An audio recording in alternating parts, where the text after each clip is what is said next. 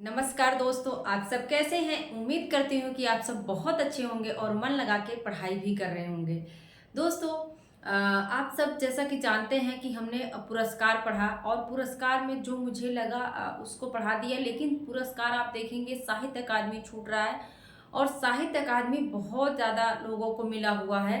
तो आप सब इसको याद सोचें कि याद हो जाएगा, तो इतने सारे याद होना मुश्किल है कि किसी ट्रिक के माध्यम से कुछ कुछ थोड़े थोड़े लोगों को याद कराया जाए, तो ये बड़ा जो है ज़्यादा समय जाएगा। अगर आप इनको अक्सर जैसे आप पढ़ रहे हैं और हफ्ते में 2-3 दिन के बाद इसको बस आप पढ़ लीजिए, सब एग्ज़ाम में आपको पूछेगा, आपसे पूछेगा, तो आप ज़रूर इसका आंसर जो है टिक कर लेंगे। मुझे भी नहीं याद होता था। मैंने क्या किया था, इसको कई बार पढ़ लिया था, थोड़ा थोड़ा सा उसको हाईलाइट कर लो, हाईलाइट कर लीजिए आप सब। और अच्छे से देखिए कि किस रचना पे मिला था, और अगर कोई महत्वपूर्ण कवि है, महत्वपूर्ण लेखक है, तो उसका सन भी देख लीजिए कि किस सन में मिला था साहित्य अकादमी पुरस्कार। तो ऐसे जो है साहित्य अकादमी तैयार हो जाएगा। ज्ञानपीठ कम था, हमने उसको बहुत अच्छे से याद करवा दिया है। ब्याज समान को भी हमने बता दिया है। आज हम अब शुरू करते हैं हिंदी साहित्य का इतिहास। क्या है? हिंदी साहित्य का इतिहास, जो उसकी परंपरा थी उसको देखते हैं कि सबसे पहले हिंदी साहित्य इतिहास लिखने का प्रयास किसने किया।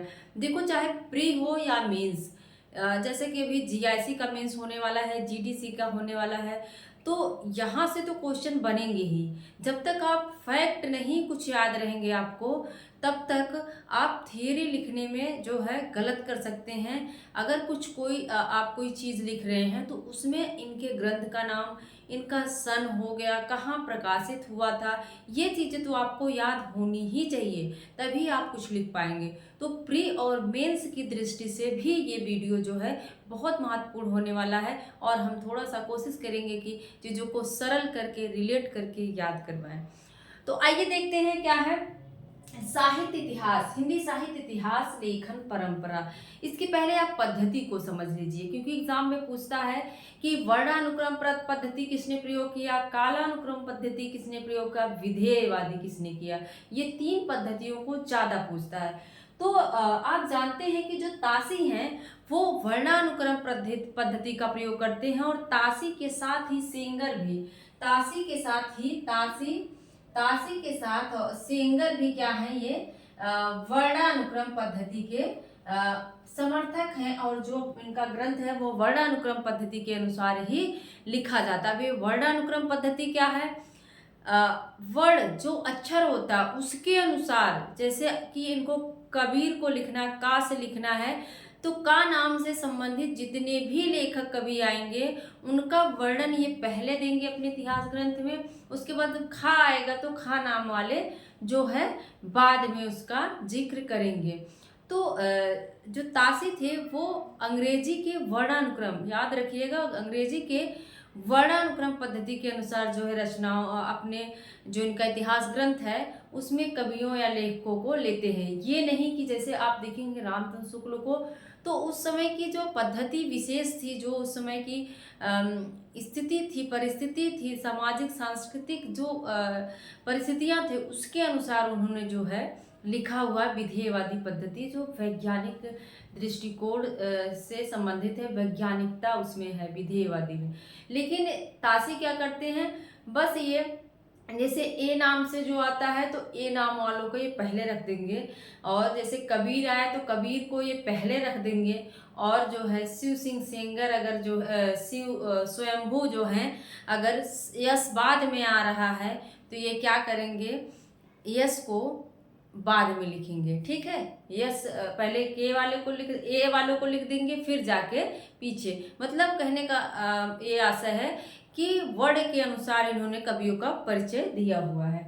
अब एक कालानुक्रम क्या है? कालानुक्रम का मतलब है जैसे आदिकाल में जितने कवि आते हैं उनका परिचय, भक्ति काल में उतना परिचय, मतलब एक समय के अनुसार जो है इन्होंने काल क्रमानुसार अपनी कवियों का परिचय इन्होंने दिया हुआ है। ठीक है। विधेयवादी में क्या है? विधेयवादी में क्या है कि जो उस समय की परिस्थितियां थी, जो उस समय क्या सांस्कृतिक राजनीतिक जो परिस्थितियां थी, जो रचनाएं थी, उसमें क्या विशेषता है, उसके आधार पर जो है इन्होंने विधेयवादी पद्धति का अनुसरण किया है। कौन किया है? रामचंद्र शुक्ल ने। ठीक है, अब आइए देखते हैं। सबसे पहले पूछा जाता है, सबसे पहले इतिहास ग्रंथ लिखने की शुरुआत किसने की? पहला प्रश्न यही रहता है। तो तासी ने किया था, गारसा दा तासी। कौन करते हैं? गारसा दा तासी करते हैं। और इनके इतिहास ग्रंथ का नाम याद होना चाहिए दोस्तों। अब सिर्फ आपको देख लेने से नहीं कि ये जो है एक शब्द को याद नहीं करना पड़ेगा, बल्कि पूरे ग्रंथ को याद करना पड़ेगा, क्योंकि अब परीक्षाएं कठिन होती जा रही हैं, आपको मेंस भी देना है। तो याद रख लीजिए, इस्तार द ला लिटरेट्यूर एंडोई हिंदुस्तानी। क्या नाम है? इस्तार द ला लिटरेट्यूर इंदुई हिंदुस्तानी। ठीक है, और इसका ये क्या है? भाषा पूछता है। तो ये फ्रांसीसी, कहाँ थे ये? फ्रांस के थे। तो इन्होंने क्या, किस भाषा में लिखा? फ्रेंच भाषा में लिखा। किस भाषा में? इन्होंने फ्रेंच भाषा में लिखा, इस्तार द ला लिटरेट्यूर इंदुई हिंदुस्तानी। ठीक है, और ये कितने भागों में है अगर पूछे तो 2 भागों में। देखो 2 भागों में है। एक का प्रकाशन वर्ष है 1839, दूसरे का है 1847। क्या है? 39 और 47। लेकिन इसका पूछा गया है, ये जो दूसरा भाग है इसमें 3 संस्करण हो जाते हैं, 3 भाग हो जाते हैं, जिसका प्रकाशन कब होता है? 1871 में। ये पूछा हुआ है, तो आप सब इस पर विशेष ध्यान दीजिएगा कि पहले का जो प्रकाशन हो है वो 1839 है, दूसरे का 47 है। और जब ये दूसरा आता है तो इसमें 3 जो है भाग हो जाते हैं, 3 संस्करण हो जाते हैं। और ये जो दूसरे का प्रकाशन वर्ष, जो 3 भाग हो जाते हैं, उसका प्रकाशन वर्ष कब होता है? 1871 में। ठीक है, प्रकाशन कहाँ से प्रकाशित हुआ था? तो ये एग्जाम में पूछा जाता है, तो आपको याद होना चाहिए, the oriental translation committee Ireland. ये आयरलैंड को आप याद रखिएगा, चाहे आगे के नाम याद रहे या न रहे, लेकिन आप आयरलैंड को याद रखिएगा। ठीक है, आयरलैंड हमने रिलेट कर लिया था कि जो ताश खेलने, देखो जो ताश लोग खेलते हैं, जो गांव के होंगे या शहर के भी जानते हैं, ताश जो पत्ता होता है, तो क्या करते हैं, सब लोग आ जाते हैं ना, आना पड़ता है उनको। क्या करना पड़ता है? ताश खेलने के लिए आना पड़ता है। तो आयरलैंड क्या हो जाएगा? आयरलैंड। कहाँ? आयरलैंड। कहाँ से प्रकाशित हुआ था? आयरलैंड से। ठीक है, अब देखते हैं इसमें। देखो मैंने बताया कि वर्णानुक्रम पद्धति है और 738 कवि हैं इसमें टोटल पूछा जाता है। 738 कवि हैं, लेकिन 72 कवि जो हैं हिंदी के हैं, बाकी शेष उर्दू के हैं। 72 कवि ही जो हैं हिंदी के हैं, बाकी इन्होंने उर्दू के कवियों को लिया है।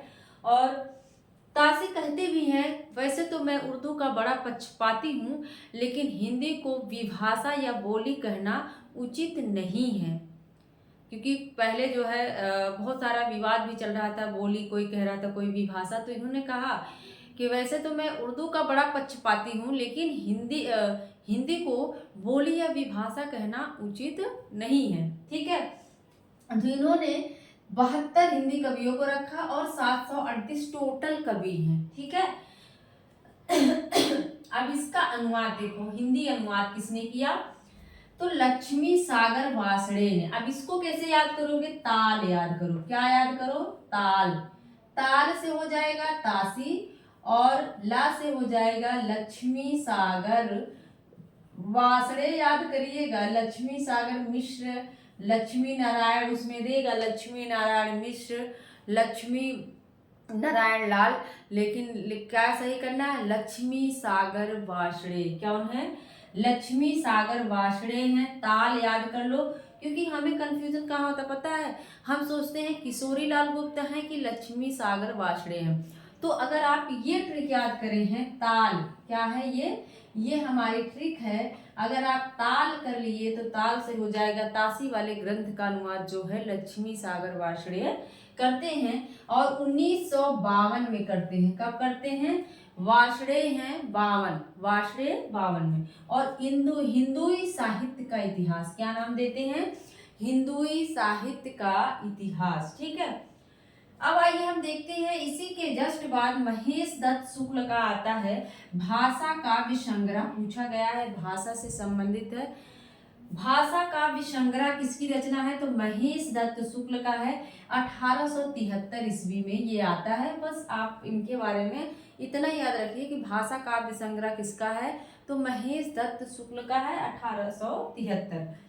शिव सिंह सेंगर, शिव सिंह सेंगर के नाम से ही है शिव सिंह सरोज, और ये वर्णानुक्रम पद्धति का जो है प्रयोग करते हैं। 1883, देखो इसका जो है प्रकाशन वैसे तो 1878 में होता है, लेकिन इसमें बहुत सारी त्रुटियां थी जिसको पूर्ण संशोधन कराया जाता है और प्रकाशित होती है ये 1883 में। ठीक है, पहले एक बार प्रकाशित होती है, लेकिन इसमें बहुत सारी गलतियां थी, त्रुटियां थी, तब जाके इसको क्या होता है 1883 में पुनः प्रकाशित करवाया जाता है। और लगभग कहते हैं 1000 से लेकर 838 से 1000 कवि इसमें, 1000 कवि जो है इसमें है। वैसे 838 आप याद रखिएगा, 738 तासी और 838 जो है कौन है? शिव सिंह सेंगर है। शिव सिंह सेंगर आप जानते हैं कि पुष्य या पुंड को प्रथम कवि, हिंदी का प्रथम कवि मानते हैं। हमने इसको भी रिलेट करवाया है। देखो सेंगर, शिव सिंह सेंगर, शिव को क्या चढ़ाया जाता है? पुष्प चढ़ाया जाता है ना। शिव सिंह सेंगर, शिव की पूजा कैसे करते हैं लोग? पुष्प चढ़ा के। तो पुष्य को कौन मानेगा भाई? शिव मानेंगे। पुष्य को कौन मानेगा? शिव मानते हैं। अब आते हैं ग्रियर्सन। ग्रियर्सन का आप जानते हैं कि इनकी जो रचना है वो अंग्रेजी में है। किसमें है? अंग्रेजी में। हिंदी में पहला जो है आप देखेंगे कि महेश दत्त शुक्ल का है, लेकिन दूसरा जो इतिहास ग्रंथ है किसी जो है हिंदी इतिहास ग्रंथ की बात करें, दूसरा जो है इन्हीं का है, इसका है शिव सिंह सरोज का। एग्जाम में पूछा गया है दूसरा प्रयास किसने किया, तो शिव सिंह सरोज ने किया। पहला जो है महेश दत्त शुक्ल ने लिखा हुआ था। ठीक है, लेकिन ग्रियर्सन ने क्या किया? The modern vernacular. आप देख रहे हैं कि द मॉडर्न आ रहा है, तो मॉडर्न वगैरह क्या है? इंग्लिश शब्द है। तो इंग्लिश किसमें है? ये अंग्रेजी में है। The modern vernacular literature of Hindustan, ये आपको याद होना चाहिए। The modern literature of Hindustan क्या है? The modern literature of Hindustan. ठीक है, 1888 इसका समय क्या है? 1888 है। और इसका प्रकाशन, पुनः प्रकाशन भी होता है 1889 में। पुनः प्रकाशन कुछ संशोधन करके फिर से प्रकाशित करवाते हैं लोग। तो क्या है 1889 में? नाम याद रखिएगा, the modern vernacular literature of Hindustan.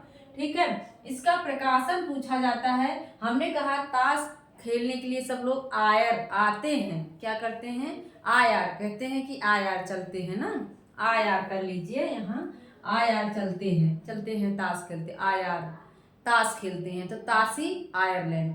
लेकिन ग्रियर्सन का क्या है? बंगाल है, एशियाटिक सोसाइटी ऑफ बंगाल। क्या है? Asiatic society of Bengal. देखो ग्रियर्सन में भी गा रहा है और बंगाल में भी गा रहा है ना। ग्रियर्सन में भी गा रहा है और बंगाल में भी गा रहा है, तो ग्रियर्सन का बंगाल हो जाएगा। आयार ताश खेलते हैं, ताशी का। ठीक है, और इसका अनुवाद किसने किया? तो यहाँ हमने याद करवाया था ताल। अब याद कर लीजिए ग्रीक क्या होता है? एक ग्रीक जो है भाषा भी होती है, तो ग्रीक याद कर लो। ग्रीक से आपका हो जाएगा ग्रियर्सन, ग्रीक से क्या हो जाएगा? ग्रियर्सन, और का से हो जाएगा किशोरी लाल गुप्त। गुप्त याद करिएगा, किशोरी लाल गोस्वामी नहीं होना चाहिए, किशोरी लाल गुप्त। 1957 समय क्या है उनका? 52 था, इनका क्या है? समय 57। और किस नाम से करते हैं?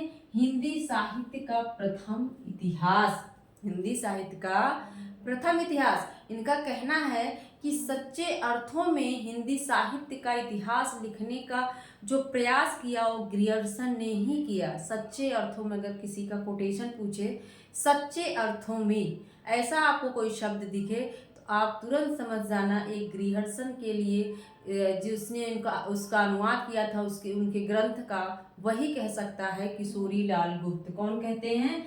किशोरी लाल गुप्त ही कहते हैं। सच्चे अर्थों में हिंदी साहित्य का प्रथम इतिहास लिखने का प्रयास किसने किया? तो ग्रियर्सन के द्वारा किया गया। ठीक है, इसमें कितने कवि हैं? तो 952। कितने हैं? 952। 738 तासी ने, 838 जो है शिव सिंह सेगर ने, और 952 जो है कौन लिखता, कौन कवि रखता है? तो ग्रियर्सन रखते हैं। काल क्रमानुक्रम इनकी क्या है? पद्धति है। और ये ग्रंथ किस भाषा में है? तो याद रखिएगा यह अंग्रेजी में है। ठीक है, किस में है? अंग्रेजी में है। और इसके बाद आते हैं मिश्र बंधु, जिसमें 3 लोग शामिल हैं। गणेश श्याम शुकदेव। कौन है? गणेश श्याम शुकदेव हैं। उनका ग्रंथ है मिश्र बंधु विनोद। मिश्र बंधु विनोद है और वो 4 भागों में है। तासी का आपने देखा कि 2 भागों में था, और ये कितने भागों में? 4 भागों में मिश्र बंधु का। 3 भाग का प्रकाशन, पहला, दूसरा, तीसरा, 3 भाग का प्रकाशन 1913 में करते हैं, लेकिन चौथे भाग का प्रकाशन 1934 में करते हैं। याद रखिएगा, चौथे से 34 याद कर लीजिए, 13 से 3 भाग का प्रकाशन याद कर लीजिए। और मिश्र बंधुओं ने जो है सबसे ज्यादा कवियों को रखा। कितना रखा? 4500। एक बार मैं देख लूँ, 45 52 होना चाहिए। कितना रखा इन्होंने? 45 91। कितना रखा मिश्र बंधुओं ने? इसको रामचंद्र शुक्ल क्या कहते हैं? ये बड़ा भारी वृत्त संग्रह है। क्या है? बड़ा भारी वृत्त संग्रह है। ठीक है, 4591 कवियों को उन्होंने रखा है। और रामचंद्र शुक्ल जब आते हैं लिखते हैं तो वो कहते भी हैं कि मैंने कवियों का परिचय किससे लिया है? मिश्र बंधु विनोद से लिया है। ठीक है, तो इसके आगे हम कल पढ़ेंगे, मिश्र बंधु को कल पढ़ेंगे। अब जो है हम हिंदी साहित्य का इतिहास पढ़ेंगे। और जितना भी हमने यहाँ पे आप लोगों को तथ्य बताया, सारा एग्जाम की दृष्टि से बहुत महत्वपूर्ण है। आप सब इसको अच्छे से नोट भी कर लीजिएगा। ठीक है, एक बार फटाफट देख लेते हैं। तासी ने क्या लिखा? इस्तार दला लिटरेचर हिंदुस्तानी लिखा। फ्रेंच भाषा में 2 भाग हैं, 39 47, और तीसरा जो दूसरा भाग है वो 3 भागों में है, 1871 में प्रकाशित होता है। और ताश खेलने के लिए कहते हैं आयर, चल ताश खेलते हैं। आयर से आयरलैंड हो जाएगा।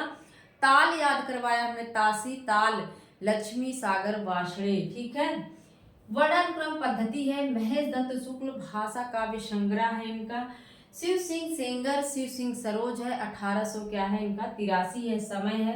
ग्रियर्सन है the modern vernacular literature of Hindustan है।